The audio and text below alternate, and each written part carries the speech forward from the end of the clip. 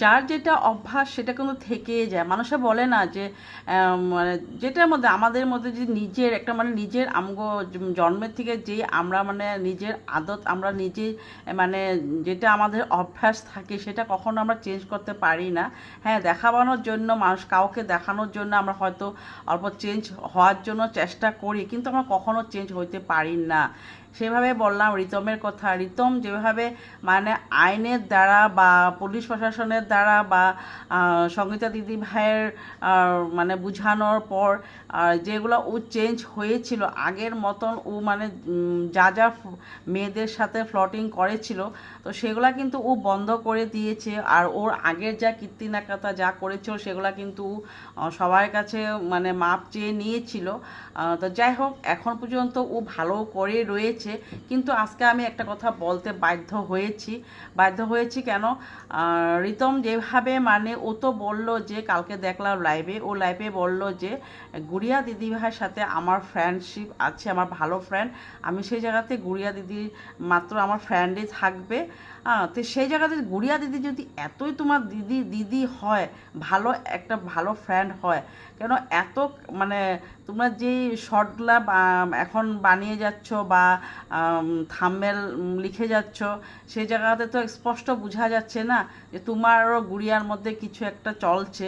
হ্যাঁ, তোমারও গুড়িয়ার মধ্যে কিছু একটা চলছে, একদম ড্যাম শিওর আমি বলছি তোমারও গুড়িয়ার মধ্যে কিছু একটা তো চলছে। না হলে তুমি এত চেঞ্জ কিভাবে হয়ে গেলে?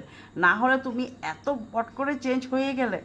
বেশ, আজকে আবারও তুমি কালকে লাইভে আবারও বললে যে রিমিকে তুমি ডিভোর্স দিয়ে দিবে। এভাবে রিমিকে বললে যে সোমবারে তো কোর্ট বন্ধ থাকবে, মঙ্গলবার বুধবারে ডেকে রিমিকে তুমি কোর্টে ডেকে তুমি ফার্স্ট যেটা মানে কাগজ যেটা বাইরে যে সেই কাগজের মানে অনুযায়ী আর কি তুমি ফার্স্ট কোর্টের যেটা মানে কাজ থাকে সেটা করে নেবে। এদিকে রিমিও বলল হ্যাঁ ঠিক আছে করে নেব। তো সেই জায়গাতে তুমি এত চেঞ্জ কিভাবে হয়ে গেলে রিতম? এত চেঞ্জ আবারও সেম আগের মতন কিছু করবে না তো? আমার তো বিশ্বাস হয় না তোমার কথাতে। তুমি এত চেঞ্জ কিভাবে হয়ে গেলে? যে যে ছেলেটা এত মানে রিমির উপরে অত্যাচার করেছো, রিমির উপরে এইভাবে তুমি মানে একটা ভালো একটা জালের মধ্যে ওকে মানে ফাঁসানোর জন্য যা যা প্ল্যানিংগুলো করেছিলে, সে প্ল্যানিংগুলা যে তুমি এখন যে বন্ধ করবে আমাদের তো একটুকু বিশ্বাস হয় না। কারণ তোমার এখন যা মানে ভিডিওগুলো দেখে যাচ্ছি, যেগুলো তোমাদের শর্ট করে যাচ্ছ, সেই শর্টগুলোর মধ্যে কিন্তু আমার কিন্তু একটুকু বিশ্বাস হচ্ছে না যে তুমি চেঞ্জ হবে। আর তারপর আবার তুমি বললে যে যা যা জিনিস আছে নিয়ে যেতে, তোমার রিমির বাবা যা যা জিনিস দিয়েছে সেগুলো জিনিস সব নিয়ে যেতে। আর রিমি ওদিকে বললো যে আমার কাছে দুটা জিনিস আছে সেগুলো তুমি নিয়ে যাবে। তো সেই জায়গাতে আমি বলছি তুমি যে আগে বলেছিলে যে আমার আমার কিচ্ছু চায় না, আমার কিচ্ছু চায় না, যা চাও তোমরা নিয়ে যাও অন ক্যামেরাতে বলছি নিয়ে যাও। হ্যাঁ, এত ঝগড়া এত মানে ইসে করার দরকারই কী ছিল? তোমার যদি কিছু চায় না, এই অন ক্যামেরাতে এসে এই ঝামেলাটা লাগানোর কি দরকার ছিল? যখন রিমির মা রিমিকে যখন দিতে এসেছিল, তো এইভাবে অন ক্যামেরাতে তোমার ঝগড়া করাটা কোনো প্রয়োজনই ছিল না। তো সেটাই আর কি। আর দেখি এখন তোমার আর মানে আর পরের মানে এই ফ্লটিংটা কার সাথে করো দেখি। আবার গুড়িয়া দিদি ভাই তুমি যেভাবে বললা, গুড়িয়া দিদি ভাই আমার ফ্রেন্ড, মাত্র খালি আমার ফ্রেন্ড আর অন্য কিছু না। তো সেই জায়গাতে দেখি আরও কোনো একদিন না একদিন তো ফাঁস হয়ে যাবে। তুমি যেভাবে তো মানে ভিডিও করে যাচ্ছ বা যেভাবে শর্টগুলো দিয়ে যাচ্ছ, তো সেগুলোতে কিন্তু নিজে বেরিয়ে আসছে তোমার আসল রূপটা তো আমরা ভালো করে বুঝে যাই।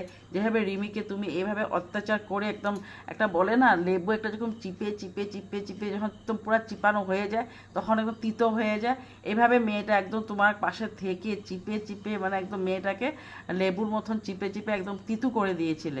তো সেই জায়গাতে মেয়েটা কিন্তু তোমাকে কিন্তু অনেকটাই ভালোবেসেছিল, তোমাকে কিন্তু মনে প্রাণে তোমার প্রতি ভালোবাসা ছিল। সেই জন্য ও কিন্তু এত অসম্মান হয়েছে এই মেয়েটার লাইফটা তুমি নষ্ট করে দিয়েছো। আর এখন আবার এই গুড়িয়ার সাথে রংনীলা করছো, তার জন্য তুমি রংনীলা করে যাচ্ছ বলেই তো আর নতুন একটা ফ্লটিং করতে পেরেছো, আর একটা মেয়ে পেয়ে গিয়েছো ওর সাথে ফ্লটিং করবে। তার জন্য তুমি কিন্তু এই মানে কোর্টে ওকে ডেকে বলেছো যে আসো, এখন আমরা ডিভোর্সটা দিয়ে দেব। তো দেখি এই 6 মাস আর হাতে আছে, তো 6 মাসের মধ্যে আবারও তুমি কি রঙ্গনীলা করো দেখি। তো আবারও তুমি হয়তো রিমিকে বলতে পারো যে আমি তোমাকে ভালোবাসি, তোমাকে ছাড়া আমি থাকতে পারবো না। আবারও ওকে কমজোরি কিছু একটা বলে দেবে, সেই জায়গাতে রিমিও আবারও ঠিক তোমার প্রতি উইকনেস এসে যাবে। তো সেই জায়গাতে আমি বলছি তোমাকে আমি কিন্তু বিশেষ করে বিশ্বাস একদমই করি না তুমি যে মানে কখনো ভালো হবে। যে জায়গাতে সব মেয়েদেরকে নিয়ে খারাপ খারাপ নেকেট সিন নিয়ে তুমি ফটো তোমার মোবাইলে রেখে দিতে পারো, আর তুমি যে এভাবে সত্যি কথা বলবে, আমাদের কিন্তু একটুকু বিশ্বাস হচ্ছে না কথাটা। আচ্ছা দেখি সময় আসুক, সময় আসলে বুঝা যাব। তো সেটাই চলো বন্ধু, তোমাদেরকে আমি প্রথম ইন্ট্রোটা দিয়ে এলো। Welcome back to my channel. আশা করি তোমরা সবাই ভালো আছো, সুস্থ আছো, আমিও ভালো আছি, সুস্থ আছি।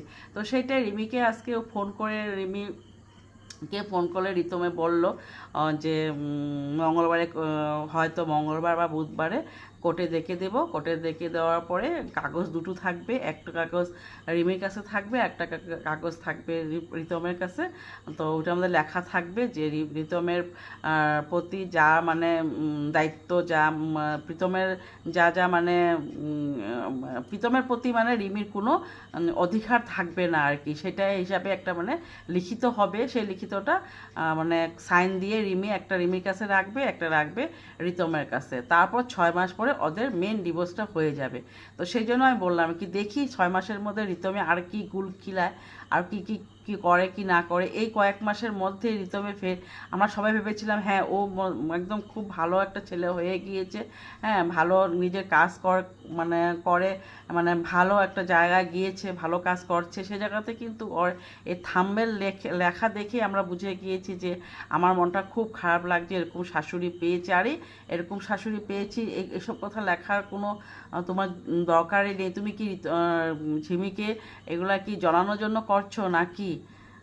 সেই জন্য আমি বলছি তুমি গুড়িয়ার সাথে যে তোমার চল্টু পল্টু চলছে, সে জায়গাতে কিন্তু আমরা ক্যামেরাতে স্পষ্ট বুঝে গিয়েছি।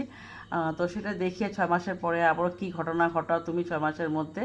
আমরা ক্যামেরাতে বসেই আছি, তোমার ভিডিও রোজই দেখে যাচ্ছি। তো সেটাই বন্ধুরা, চলো আজকের জন্য এখানে সবাই ভালো থাকো, সুস্থ থাকো, গুড নাইট, বাই বাই।